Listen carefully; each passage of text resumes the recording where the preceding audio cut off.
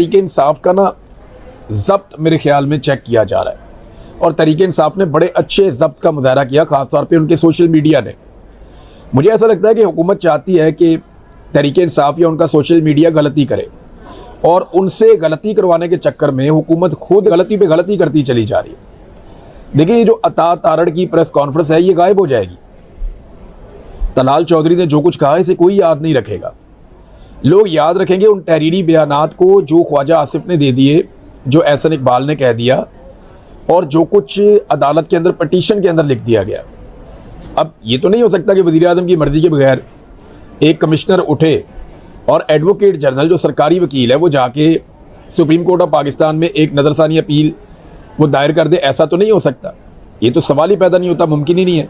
दूसरी तरफ पाकिस्तान तहरीक इंसाफ लगातार ये बात कर रही है कि कुछ भी करें इमरान खान साहब का अस्पताल में शिफ्ट करके इलाज करवाया जाए, लेकिन अस्पताल में ना तो शिफ्ट किया जा रहा है ना ही इलाज करवाया जा रहा है।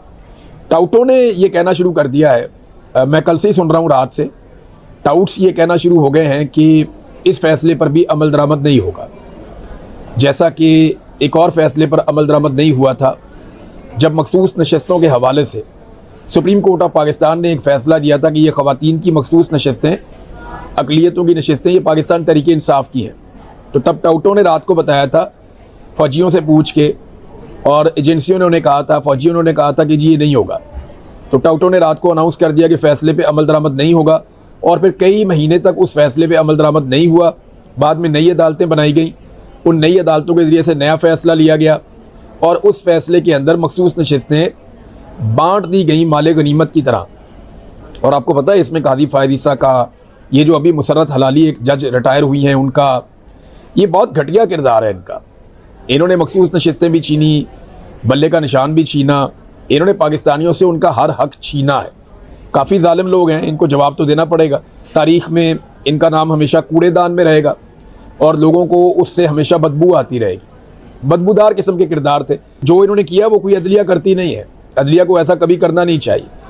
एक तरफ मुसद्दका कॉपी हासिल की गई है फैसले की पाकिस्तान तहरीक इंसाफ की जानिब से और वो हर तरफ भिजवा रहे हैं कि इस फैसले के ऊपर अमल दरामद करो, ये सुप्रीम कोर्ट ऑफ पाकिस्तान का फ़ैसला है तो इसको आप हवा में नहीं उड़ा सकते। तो दूसरी तरफ दरख्वास्त दायर कर दी गई है कि जनाब ये हम अपील लेकर आ गए हैं। अब ज़रा PMLN को थोड़ा सा माजी के अंदर लेकर जाते हैं और उन्हें बताते हैं कि मियाँ नवाज शरीफ साहब को किस किस्म की सहूलियात मुयस्सर थी। फिर मैं आपको बताता हूँ कि इस दरख्वास्त के पीछे एक्चुअली मुझे क्या लग रहा है, ये करेंगे क्या। लेकिन नवाज शरीफ साहब इलेक्शन लड़ने के लिए पाकिस्तान आए और उन्हें यह बताया गया कि अगर आप जेल में होंगे ना तो PMLN को बहुत वोट पड़ेगा, बहुत ज़बरदस्त वोटिंग होगी। तो मियाँ साहब विक्टिम बनने के लिए इलेक्शन से चंद दिन पहले पाकिस्तान आते हैं और गिरफ्तार हो जाते हैं और वो कहते हैं जी बेटी का हाथ पकड़ के आया। तो भाई बेटी ने अपने नाम पे जायदादें लगवाई हुई थी और आप जवाब दे नहीं पाए। आपने जो मनी लॉन्ड्रिंग की उसकी रसीदें भी आप नहीं दे पाए। ये पैसा कहाँ से आया, कैसे बनाई आपने, ये प्रॉपर्टी आप नहीं बता पाए, लिहाजा फंस गए। तो मियाँ नवाज शरीफ साहब आए और जेल चले गए। उसके बाद मियाँ साहब 22 जनवरी 2019 को पंजाब कार्डियोलॉजी में दाखिल हुए, एक दिन वहाँ पे रहे। फिर 2 से लेके 7 फरवरी तक मियाँ साहब सर्विसेज अस्पताल में दाखिल रहे, 5 दिन वहाँ पे रहे। फिर 26 मार्च से लेकर 7 मई तक 42 दिन मियाँ साहब जाती उम्रा में रहे। फिर 21 अक्टूबर से लेकर 6 नवंबर तक 16 दिन मियाँ साहब रहे सर्विसेज अस्पताल में। फिर 6 से लेके 19 नवंबर तक मियाँ नवाज शरीफ साहब एक मरतबा फिर 13 दिन तक जाती उम्रा मेडिकल सिटी में रहे। फिर जाती उम्रा से मियाँ साहब 4 हफ्ते के लिए लंदन गए, अदालत से स्टाम्प पेपर पे गवाही दिलवा के, शहबाज शरीफ साहब की गारंटी दिलवा के, और 50 रुपये का स्टाम्प पेपर था। जाती उम्रा से लंदन गए, 4 हफ्ते की इजाज़त मिली और 4 साल के बाद मियाँ साहब वापस आए। अगर इन 4 सालों को आप निकाल भी दें तो आप देखें मियाँ साहब को कितना प्रोटोकॉल और कितनी सहूलत दी गई कि 1 दिन, 5 दिन, 6 दिन हो गए और 10 दिन, 16 दिन हो गए और 42 दिन, ये हो गए जनाब 58 दिन और उसके ऊपर 16 दिन अब और लगाएं तो ये 74 दिन हो गए और इसके ऊपर 13 दिन और लगाएं 77 और उसके बाद ये लगभग 90 दिन मियाँ साहब जो हैं वो 3 महीने से ज़्यादा ये टाइम बन जाता है। मियाँ साहब अस्पतालों के अंदर रहे, अपने घर के अंदर रहे, सहूलत के साथ रहे और मियाँ साहब हर एक को दिखाई देते थे, हर एक को मिलते थे और जितने दिन मुलाकातें जेल में वो रहते थे मुलाकातें ही होती रहती थी लगातार। मियाँ साहब की जो एवरेज मुलाकातें एक दिन के ऊपर आप डिवाइड करें अगर, क्योंकि जिस दिन मुलाकातों के दिन होते थे उस दिन तो सैकड़ों लोग आ जाते थे ना, मियाँ साहब सबको भुगताते थे, मेला ही लगा होता था। लेकिन अगर आप दिनों के ऊपर डिवाइड करेंगे कितने दिन वो कैद रहे और कितनी मुलाकातें हुई, तो टोटल 20 से 22 मुलाकातें फी दिन बनती थी। ये मैंने आपको कैलकुलेट करके बताया था। मियाँ साहब को हमेशा खाना घर से आता था। मियाँ साहब की अपनी मर्जी के मुलाजिम उनके पास थे। मियाँ साहब का खाना पकाने वाला उनकी मर्जी का आदमी था। मियाँ साहब की इंटरटेनमेंट के लिए लोग वहाँ पे मौजूद रहते थे। और मियाँ साहब का बड़ा अच्छा दिल लगा हुआ था, एसी वेसी लगा हुआ था, बहुत सारी फैसिलिटीज थी। उनमें से कुछ भी इमरान खान साहब को नहीं दिया गया। तो ये बात सबको अपने जहन में रखनी चाहिए। देखिए, कुछ हमारे दोस्त ये कह रहे हैं कि जनाब ये तो बैकडोर चैनल पे कोई बातचीत भी हो रही है। देखिए, अगर हो भी रही है तो बातचीत से ही मसला हल होता है ना। ये तो नहीं होता कि इमरान खान वहाँ से रॉकेट लॉन्चर लेके निकलेगा या कोई टैंक लेके जेल से तोड़ के बाहर आ जाएगा। सियासतदान है, बातचीत ही करेगा। अब एक सियासतदान इतना ही दबाव डाल सकता है कि वो 3 साल तक टूटा ही नहीं। इन्होंने सारा कुछ करके देख लिया, मुल्क का बेड़ा गर्क कर लिया इन्होंने। उसके बगैर मुल्क चलता भी नहीं है और आगे भी नहीं बढ़ता। तो इन्हें बात करनी ही पड़ेगी और वो बातचीत कर रहे हैं। इमरान खान साहब से बहुत कोशिश करते हैं। इमरान खान उनकी शराइत के ऊपर मानता ही नहीं है। तो अब जो इस वक्त सूरत हाल है ना, वो ये नहीं है कि इमरान खान कोई डील करने जा रहा है। मुझे ऐसा लगता है कि निज़ाम अब मार मार के थक गया है और निज़ाम को अब रास्ता चाहिए। और मैंने कई मरतबा कहा कि इमरान खान ये रास्ता बनाकर दे सकता है। अभी जो मेरी इस पर एक और एनालिसिस है छोटा सा, मुझे लगता है कि हुकूमत ये प्रेशर इस्तेमाल करके पीपल्स पार्टी और PMLN से भी काम निकलवाएगी और इसी प्रेशर को इस्तेमाल करते हुए अदालत के ज़रिए से पाकिस्तान तहरीक इंसाफ को बाउंड करेगी कि वो अपना जो एहतजाज का आईनी हक है वो उसे सरेंडर कर दे। अब पाकिस्तान तहरीक इंसाफ क्या अपना एहतजाज का आईनी हक सिर्फ इसलिए सरेंडर कर देगी कि इमरान खान साहब को जेल की जगह एक अस्पताल में रखा जाए और उसी तरह से उनको कैद रखा जाए? क्या पाकिस्तान तहरीक इंसाफ ये अपना एहतजाज का जो आईनी हक है वो सरेंडर करेगी? और क्या अदालत उनसे ये गारंटियाँ मांगेगी कि आपने एहतजाज नहीं करना?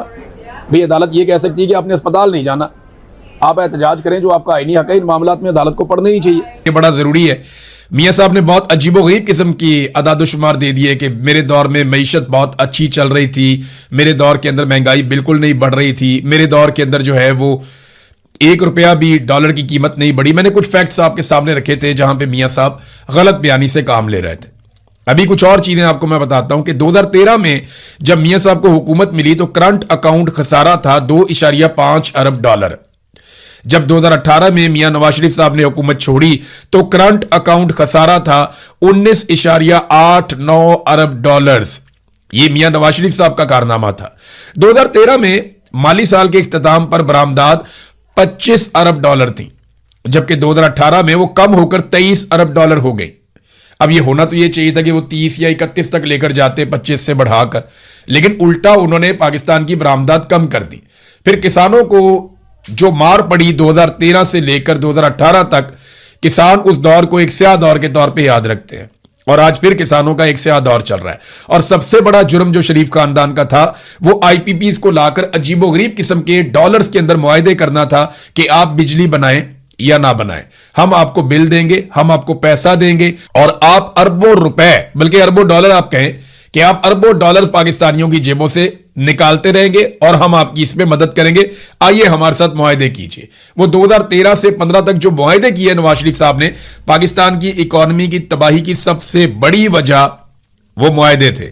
नाज़रीन, खैबर पख्तूनख्वा के साथ ज्यादती हो रही है, लगातार ज्यादती हो रही है। मुजम्मल असलम साहब ने भी इस पर आवाज उठाई है कि बाकी सूबों को ज्यादा शेयर दिया जा रहा है तरक्याती मनसूबों में और खैबर पख्तूनख्वा का शेयर जो है वो बहुत ज्यादा महदूद किया जा रहा है।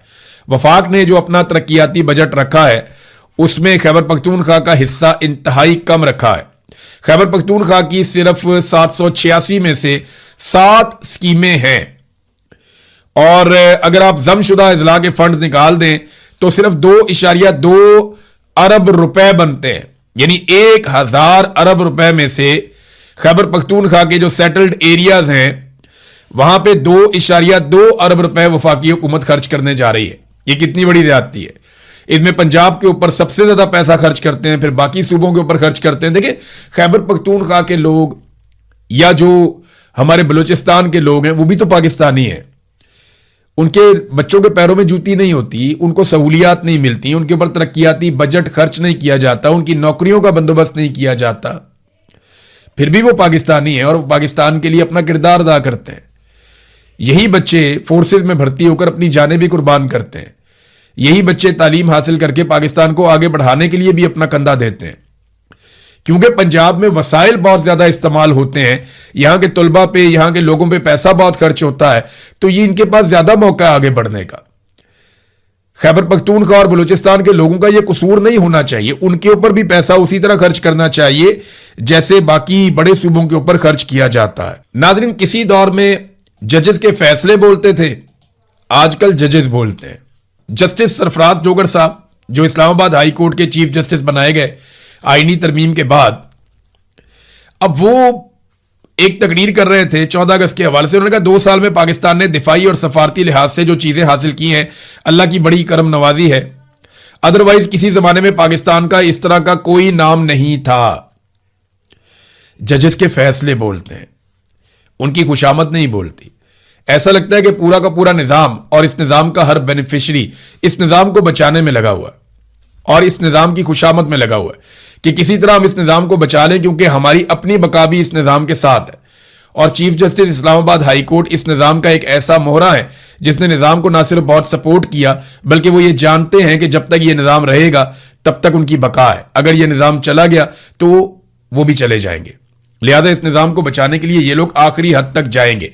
जजेस के फैसले बोलने चाहिए, लेकिन इनके फैसले क्या बता रहे हैं वो आप देखिए, पढ़िए, आपको समझ आ जाएगी कि कितनी जानिबदारी है इनके फैसलों में। खास तौर पे जो अवामी मामलात हैं या जो सियासी मामलात हैं या जो एस्टेब्लिशमेंट की सियासत में मुदाखलत है, उस हवाले से इनके फैसलों में शदीद तरीन जानिबदारी है।